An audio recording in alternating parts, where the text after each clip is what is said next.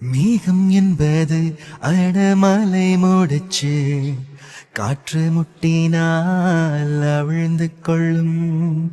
காதல் என்பது இரு மனமுடிச்சு கண்கள் முட்டினால் அவிழ்ந்து கொள்ளும். மேகங்கள் முட்டிக்கொள்வதாலே சண்டை என்று பொருள் இல்லை. தேகங்கள் முட்டிக்கொள்வதாலே உடல் என்று பொருள் இல்லை. இதழ்கள் பொய் சொல்லும், இமைகள் மெய் சொல்லும். தெரியாதா, உண்மை தெரியாதா? காதல் விதை போல மௌனம் மண் போல முளைக்காதா? மண்ணை துளைக்காதா?